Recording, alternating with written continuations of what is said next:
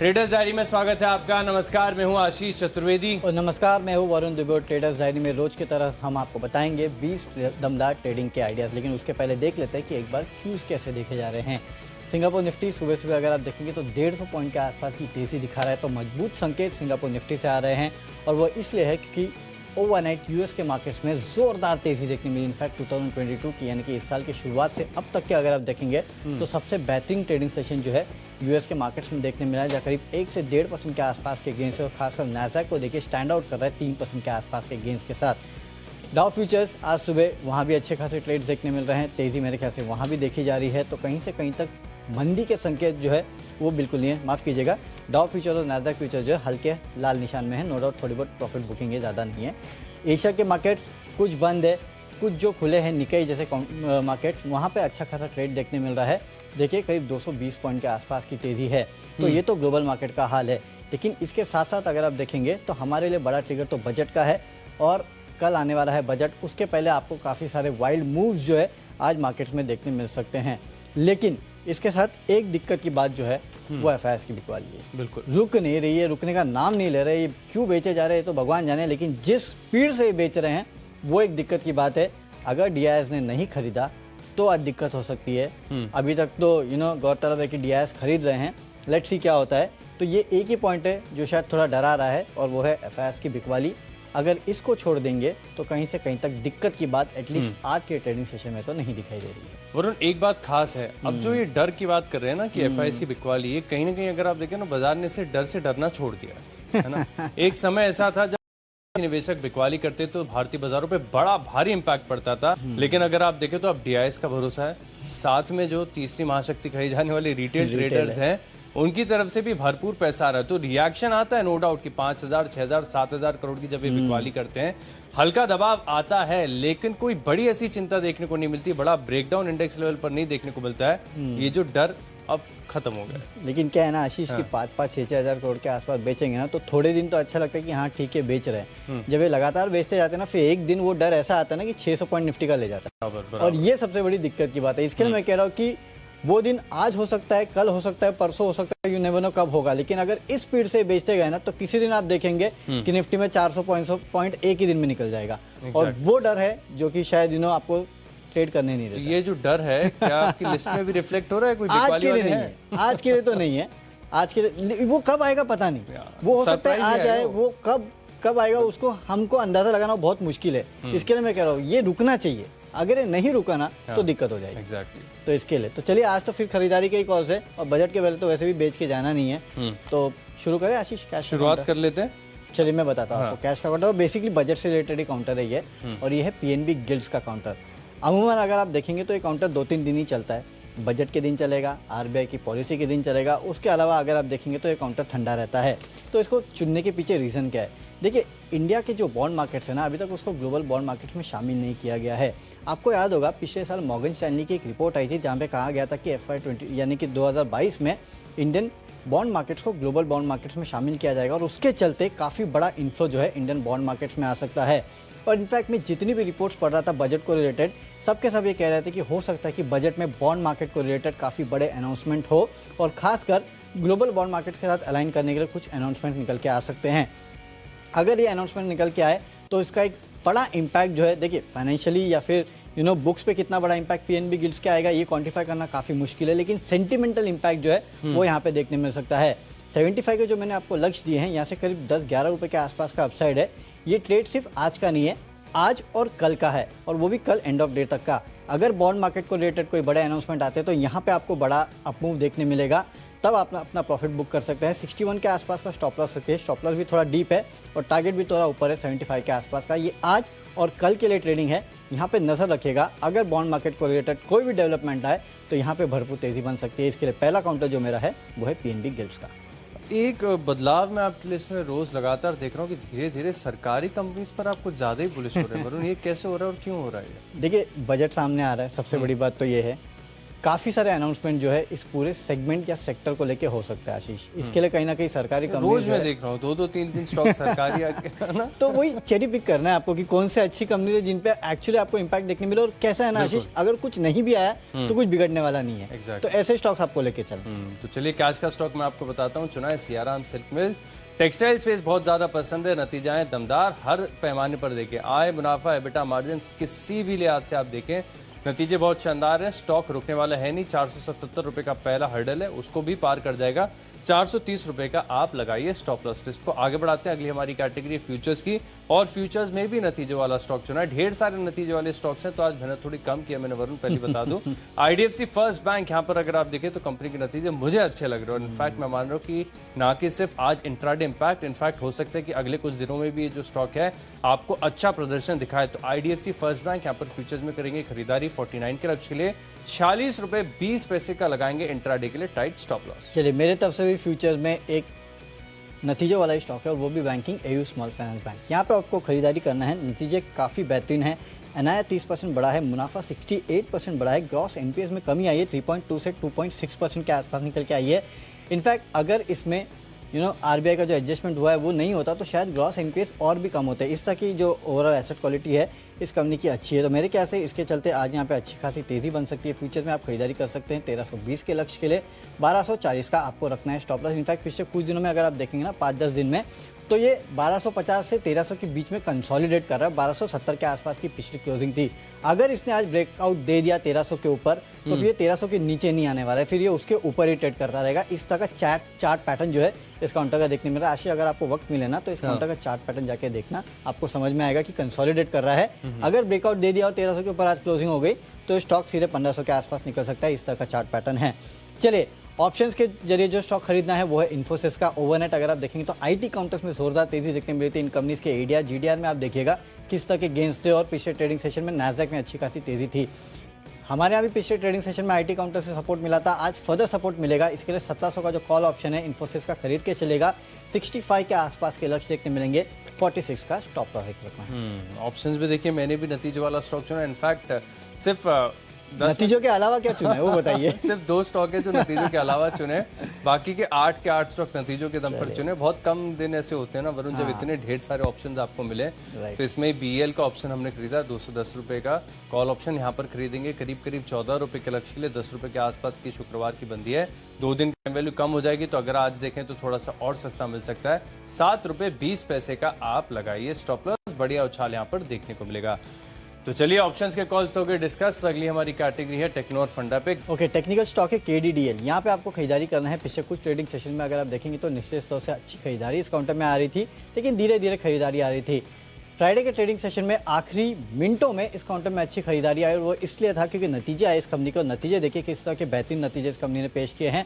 अगर आप मार्जिन्स देखेंगे तो वहाँ बढ़त आई है, रेवेन्यूज में बढ़त आई है, और मुनाफा अगर आप देखेंगे तो साल दर साल 9 करोड़ से बढ़ के करीब 16 करोड़, क्वार्टर तो 6-7 करोड़ से बढ़ के 16 करोड़ के आसपास आए हैं। तो ये सब जो है उसका इम्पैक्ट आपको आज इस काउंटर पर देखने मिल सकता है। 1070 के लक्ष्य के लिए खरीदारी करना है। 1000 का आपको स्टॉप लॉस आज इस काउंटर में रखना है। बेहतरीन नतीजे, टेक्निकल ब्रेकआउट दोनों है। और कंपनी का नाम भी बड़ा इंटरेस्टिंग है, Kamala dials and devices limited actually, लेकिन KDDL बोल दो जैसे कि KIOCL है। Exactly right. हाँ, तो टेक्निकली यहाँ पर भरोसा बन रहा है। टेक्निकली मुझे पसंद आ रहा है नव भारत वेंचर्स। यहाँ पर आपको खरीदारी करनी चाहिए। शुक्रवार में जब इसके नतीजों का इम्पैक्ट आया था वरुण, हम डिस्कस भी कर रहे थे, तब इस स्टॉक के अंदर ब्रेकआउट है। नतीजों के बाद ये स्टॉक चला है, ऊपरी तरफ से थोड़ी गिरावट आई है, लेकिन जिस प्रकार के स्ट्रक्चर के साथ यहाँ पर ब्रेकआउट हुआ है, मैं मान रहा हूँ कि बड़ी तेजी यहाँ पर देखने को मिल सकती है। कंपनी का कारोबार अगर आप देखें तो इंटरेस्टिंग है, साथ में कंपनी की साइज फिलहाल छोटी है, तो एक अपॉर्चुनिटी मुझे नजर आ रही है कि यहाँ पर जो एक बड़ा ब्रेकआउट जो हो चुका है वो एक फर्दर कंटिन्यूएशन मूव देगा और बढ़िया रिटर्न्स यहाँ पर देखने को मिल सकते हैं। 128 रुपये के आसपास फिलहाल ये मिल रहा है। 165 रुपये के लक्ष्य के लिए आपको इस स्टॉक में करनी है खरीदारी, और बहुत ही टाइट और सेफ स्टॉप लॉस लगाएंगे 115 रुपये का। अच्छी तेजी, बड़ा उछाल यहाँ पर देखने को मिल सकता है। थोड़ा सा समय दीजिए, नव भारत वेंचर्स बढ़िया ब्रेकआउट है, खरीदारी करके चलेंगे। लिस्ट को आगे बढ़ाते हैं। अगली हमारी कैटेगरी है फंडा पिक, और फंडा पिक के लिहाज से देखिए मुझे पसंद है रिन्यूएबल स्पेस की दिग्गज कंपनी NTPC। यहाँ पर कंपनी के नतीजे आए, और नतीजे वैसे अनुमान के मुताबिक है, लेकिन कुछ पैरामीटर्स पर थोड़े बहुत सरप्राइजेस भी देखने को मिले। आई एम श्योर कि आज जब मैं आपको 8 बजे के करीब ब्रोकरेज हाउस की रिपोर्ट बताऊंगा तो ढेर सारे यहाँ पर अपग्रेड और टारगेट प्राइस इंक्रीज यहाँ पर देखने को मिलेगा। कंपनी अगर आप देखें तो रिन्यूएबल पोर्टफोलियो में लगातार जो विस्तार कर रही है उसका अगले 3 से 4 साल में बड़ा फायदा होगा। लेकिन 6 महीने का भी व्यू बनाकर चलेंगे तो आपको कंफर्टेबली 15% तक रिटर्न्स देखने को मिल सकते हैं।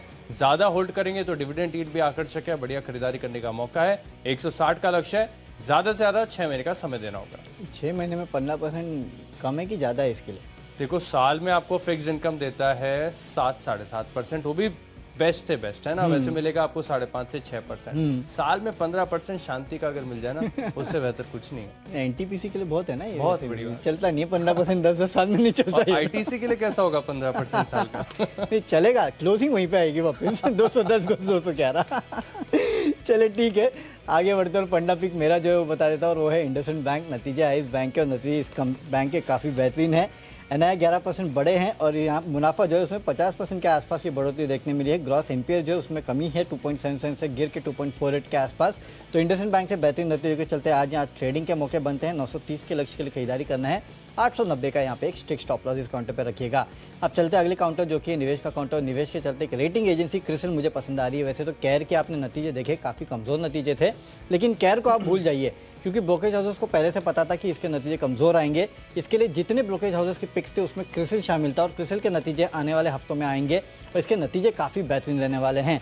सिर्फ यही नहीं, यहाँ पे अगर आप देखेंगे तो पीएलआई स्कीम, आत्मनिर्भर भारत, जितना इंडिया पे फोकस किया जाएगा उतना इन कंपनीज को फ़ायदा होता है, क्योंकि रेटिंग जो है ये कंपनीज ही करती है। बॉन्ड मार्केट में अगर यहाँ पे ज़्यादा निवेश होता है, और जैसे कि मैं कह रहा था कि पीएनबी गिल्ड्स को फ़ायदा होगा, दूसरा फ़ायदा जो होता है वो इन बॉन्ड कंपनीज को होता है, या फिर इन रेटिंग कंपनीज को होता है जो कि बॉन्ड्स की रेटिंग करती है। तो उसके चलते भी आपको खरीदना है, और 3500 के आसपास का जो हाई है वहाँ से काउंटर ऑलरेडी 600-700 पॉइंट नीचे ट्रेड कर रहा है। तो मेरे ख्याल से अच्छे लेवल्स पे है। 4 से 5 महीने दीजिएगा, ज़्यादा नहीं।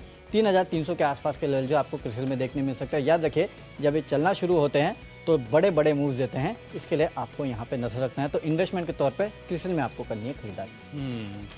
निवेश के तौर पर वरुण मुझे पसंद आ रहा है इंडियन होटल्स। वैसे तो 2 और होटल स्टॉक जो हैं हम आपको बताएंगे, लेकिन इंडियन होटल्स में अगर आप देखें तो एक स्ट्रक्चरली अपसाइड देखने को मिली थी, फिर उसके बाद आया करेक्शन के बाद कंसोलिडेशन देखने को मिला है। अब यहाँ से अगर आप देखें तो ब्रेकआउट की स्थिति है, और बजट से पहले भी स्टॉक के अंदर खरीदारी करने का मौका है, क्योंकि मैं स्ट्रांगली ऐसे मुझे थोड़ा सा इंट्यूशन अंदर से हो रहा है कि इस हॉस्पिटैलिटी सेक्टर के लिए भी जो है ना सरकार काफ़ी कुछ ऐलान कर सकती है। लगातार 2 साल अगर आप देखें तो बहुत चुनौतीपूर्ण देखने को मिले, लेकिन इसके बाद भी अगर आप देखें तो जो रिवाइवल आया इस स्पेस के अंदर वो काबिल तारीफ है, और यहाँ पर पूरी तरीके से बने रहना चाहिए।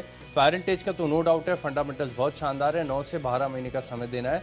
270 रुपए के लक्ष्य के लिए आपको इंडियन होटल्स में करना है निवेश। अच्छी तेजी यहाँ पर देखने को मिल सकती है।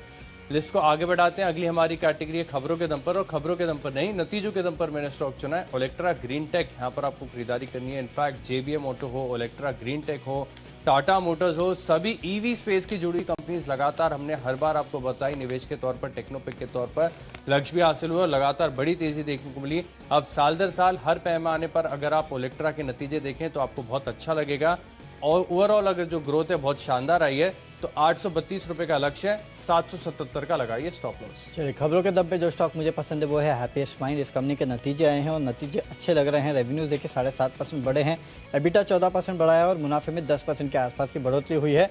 मार्जिन भी 20.91% के आसपास आए, यानी कि मार्जिन में भी बढ़ोतरी देखने मिली है। तो इन सब के चलते आज स्टॉक में अच्छी खासी तेजी हो सकती है। खरीदारी करके चलेगा। 1190 के लक्ष्य के लिए 1125 का आपको स्टॉप लॉस रखना है। तो चलिए, खबरों के दम तक तो हम पहुंच चुके हैं, लेकिन आखिरी कैटेगरी है माय चॉइस की। और यहाँ पर पहला स्टॉक है मेरी लिस्ट में खरीदारी करनी चाहिए NACL इंडस्ट्रीज में। यहाँ पर साल दर साल अगर आप देखें तो कंपनी के नतीजे अच्छे नजर आ रहे हैं, जिसके चलते मैं मान रहा हूँ कि आज इंट्राडे बेसिस पर भी जो है अच्छी तेजी देखने को मिल सकती है। 99 रुपये का लक्ष्य है, 93 रुपये का लगाइए स्टॉप लॉस। 95.20 के आसपास की जो है शुक्रवार की क्लोजिंग है। अगला स्टॉक है मेरी लिस्ट में जिस स्पेस की हम बात भी कर रहे थे, हॉस्पिटैलिटी स्पेस में EIH एसोसिएट होटल्स। यहाँ पर आपको खरीदारी करनी चाहिए। जिस प्रकार से कंपनी के नतीजे अगर आए हैं तो बहुत शानदार। इनफैक्ट वरुण मैं मानूं कि जिन होटल स्टॉक्स के नतीजे अभी तक नहीं आए हैं उनके ऊपर भी इसका एक प्रभाव देखने को मिलेगा। 380 की आसपास की 380 के लक्ष्य के लिए आप करिए खरीदारी। 358 की क्लोजिंग है, 350 का लगाइए स्टॉप लॉस। आखिरी स्टॉक है मेरी लिस्ट में, ये थोड़ा सा मुझे डाइसी नजर आ रहा है, सिग्निटी टेक। हालांकि नतीजे ठीक हैं लेकिन कुछ ऐसे बड़े फायरवर्क्स नहीं है, है ना। जब साल दर साल आप देखिए, तिमाही दर तिमाही अगर आप देखें तो कंपनी के आय, मुनाफा, मार्जिन में कोई बड़ा सरप्राइज नहीं है, लेकिन स्टेबल नतीजे। और इससे पहले स्टॉक ने जो है करेक्शन दे दिया है। पिछले 2 दिन से गुरुवार और शुक्रवार को देखें तो थोड़ी बहुत खरीदारी भी हुई है। तो सेफर साइड के लिए क्या करेंगे, 512 रुपये के आसपास की जो क्लोजिंग है, थोड़ा दूर का लगाइए आप स्टॉप लॉस 500 रुपये का। टेक्निकल बेसिस पर ये स्टॉप लॉस मैं आपको बता रहा हूँ, लेकिन अगर ये स्टॉक चल गया, नतीजों पर पॉजिटिव इंपैक्ट आया, वैसे तो आज स्वाभाविक है कि हो सकता है कि सभी स्टॉक्स आपको अच्छा प्रदर्शन दिखाएं, क्योंकि एसजीएक्स निफ्टी भी अगर आप देखें तो अब पूरे 180 अंकों की तेजी जो है वो दिखा रहा है। जब शो की शुरुआत की तब 150 अंकों की तेजी थी। तो खरीदारी करने के लिए जो है कंफर्ट बना हुआ है। 525 के लक्ष्य के लिए आप करिए खरीदारी। सिग्निटी में बढ़िया तेजी यहाँ पर देखने को मिल सकती है। चलिए, माई चॉइस में मेरे तरफ से तीनों खरीदारी के कॉल है। सबसे पहले EIH लिमिटेड, यहाँ पे खरीदारी कीजिएगा। आशीष ने आपको EIH एसोसिएट के जो नंबर्स बताए हैं, उसकी प्रमोटर ग्रुप कंपनी है EIH लिमिटेड, तो उन नंबर्स के बेसिस पे आज EIH लिमिटेड में भी अच्छी खासी तेजी होगी। वैसे भी EIH एसोसिएट में पिछले ट्रेडिंग सेशन में 5% के आसपास के गेंस हुए थे, तो यहाँ पे आप पोजीशन ले सकते हैं। 142 के लक्ष्य के लिए 133 का आपको रखना है स्टॉप लॉस। अगला है कैम्प्लास्ट सनमर, नतीजे आए हैं, नतीजे अच्छे हैं इस कंपनी के, इसके चलते आप यहाँ भी खरीदारी करके चल सकते हैं। 525 के लक्ष्य के लिए 495 का स्टॉप लॉस रखना है। थोड़ा मार्जिन पे दबाव देखने मिला, लेकिन बाकी कंपनियों के मुकाबले कम दबाव है, और वैसे भी मुनाफा अगर आप देखेंगे तो वहाँ पे अच्छे खासी बढ़ोतरी देखने मिली। और आखिरी स्टॉक है हिरनबा इंडस्ट्रीज, यहाँ पे आप खरीदारी करके चल सकते हैं। 745 के लक्ष्य के लिए 705 का आपको एक स्ट्रिक्ट स्टॉप लॉस रखना है। रेवेन्यूज 19% बढ़े हैं, कंपनी का एबिटा 11% और मुनाफे में 20% की बढ़ोतरी देखने मिली है। नो डाउट मार्जिन थोड़े प्रेशर में है, लेकिन मुझे लगता है इसके बावजूद स्टॉक में अच्छी खासी तेजी देखने मिल सकती है। खरीदारी करके चलेगा 745 के लक्ष्य के। तो चलिए, जो 20 स्टॉक्स हैं इनकी फोकस लिस्ट हो गई है तैयार। लेकिन अगर आपने कोई भी स्टॉक या कोई भी लेवल मिस कर दिया है तो जल्दी से देख लीजिए रिकैप। कैश का स्टॉक है मिडिल लिस्ट में, सियाराम सिल्क मिल, IDFC फर्स्ट बैंक के फ्यूचर्स में करनी है खरीदारी। BEL 210 रुपए का खरीदेंगे कॉल ऑप्शन, और टेक्निकली बड़ा ब्रेकआउट हुआ है नवा भारत वेंचर्स में। फंडामेंटली NTPC खरीदारी करेंगे 160 रुपए के लक्ष्य के लिए, और निवेश के लिहाज से खरीदना Indian hotels. Olectra green tech, यहाँ पर नतीजा है शानदार, 832 रुपए का लक्ष्य होगा। NACL इंडस्ट्रीज में करेंगे खरीदारी। EIH एसोसिएट होटल्स, यहाँ पर भी नतीजों का असर देखने को मिलेगा। सिग्निटी टेक में आएगी तेजी, 525 का लक्ष्य है। इन 10 स्टॉक्स में मेरा कन्विक्शन सबसे ज्यादा है टेक्नोपिक, नवा भारत वेंचर्स। यहाँ पर अगर आप देखें तो डेली चार्ट पर बड़े ब्रेकआउट के संकेत नजर आ रहे हैं। 165 रुपए के लक्ष्य के लिए आप इस स्टॉक में खरीदारी करेंगे। कैश का काउंटर है PNB गिल्ड्स, यहाँ पे आप खरीदारी कीजिएगा। बजट के पहले अच्छे खासे मूव्स दिखा सकता है ये काउंटर। फ्यूचर्स में AU स्मॉल फाइनेंस बैंक खरीदना है, नतीजों का इंपैक्ट होगा। ऑप्शंस में इन्फोसिस का 1700 का कॉल ऑप्शन आपको खरीदना है 65 के लक्ष्य के लिए। टेक्निकली KDDL अच्छा लगता है, नतीजा है उसका इंपैक्ट होगा। फंडामेंटली इंडसइंड बैंक, यहाँ भी नतीजों का इंपैक्ट आपको देखने मिलेगा। 930 के लक्ष्य के लिए करना है खरीदारी। निवेश करना है क्रिसिल में, अगले 3 से 4 महीनों में 3300 के लेवल आपको दिखा सकता है। खबरें हैप्पीएस्ट माइंड में है, नतीजों का इंपैक्ट देखने मिलेगा। माई चॉइस में EIH लिमिटेड, कैम्प्लास्ट सनमर और हिरनबा में आपको करनी है खरीदारी। और आज का मेरा बेस्ट पिक है KDDL। वैसे भी पिछले कुछ ट्रेडिंग सेशंस में अच्छा खासा स्ट्रॉन्ग मोमेंटम इस काउंटर में देखने मिला, और नतीजे इस कंपनी के आए हैं जो कि काफ़ी बेहतरीन है। उसके चलते आज इस काउंटर में अच्छी खासी तेजी हो सकती है। 1070 के लक्ष्य के लिए करना है खरीदारी। 1000 के आसपास रखिएगा स्टॉप लॉस। तो चलिए, स्टॉक्स की सूची तो पूरी हो चुकी है, और जब शो हमने शुरू किया था आशीष तो 150 पॉइंट की तेजी थी। अब 180 पॉइंट के आसपास के गेंस देखने मिल रहे हैं, और 20 के 20 स्टॉक जो हमारी टीम में थे वो खरीदारी के थे। यानी कि संकेत तो साफ है कि तेजी होगी, लेकिन बजट के पहले कितनी बड़ी तेजी होगी ये भी समझना काफी इंपॉर्टेंट है। ये जानने के लिए सीधे चलते हैं शेयर बाजार लाइव में, जहाँ पे अनिल सर हमारे साथ थोड़ी देर में जुड़ने वाले हैं, और दीपांशु भी जुड़ेंगे। लेकिन उसके पहले एक बार एशिया के मार्केट्स पे भी नजर डाल लेते हैं। वहाँ पे भी अच्छी खासी तेजी जो है आज के ट्रेडिंग सेशन में देखने मिल रही है। हालांकि कुछ तो बंद है, राइट आशीष? लेकिन जो चल रहे हैं चाइना और कोरिया, राइट, लेकिन निकाई चल रहा है और 1% के आसपास के गेंस वहाँ पे है। तो चलिए, अच्छी खासी तेजी वहाँ पे भी सेंचुरी की तैयारी हो रही है वरुण। करीब 195 अंकों की जो तेजी है आपको SGX निफ्टी फिलहाल देख रहा है, तो 200 अंकों की तेजी की तरफ जो है वो बढ़ते जा रहे हैं। लो, तो अब 195 हो गया, तो अब दीप का काम और मुश्किल हो गया, दीप और अनिल सर का, कि कितनी बड़ी तेजी होगी। लेकिन ठीक है, बताएंगे आपको दीप और अनिल सर की कितनी बड़ी तेजी होगी, और बजट के पहले आपको मार्केट में किस तरह का एक्शन देखने मिलेगा। चलते हैं शेयर बाजार लाइव में। Good morning Deep. Good morning Varun, good morning Ashish. Double century लगाकर ही टॉस करते तो और ज़्यादा मज़ा आता, बट डेफिनेटली लंबे समय बाद, बहुत लंबे समय बाद एक बढ़िया गैप अप के संकेत एटलीस्ट SGX निफ्टी आपको दिखा रहा है। जैसे आप कह रहे थे, काफ़ी सारे एशिया के बाजार पूरे हफ्ते ही आपको ऊपर नीचे दिखेंगे क्योंकि छुट्टी का समय है, बट हमारे बाजारों के लिए आज अहम दिन है। इकोनॉमिक सर्वे आने वाला है, बजट से पहले ट्रेडिंग सेशन है, हफ्ते की शुरुआत है। तो आइए शुरुआत करते हैं शेयर बाजार लाइव की हेडलाइंस के साथ।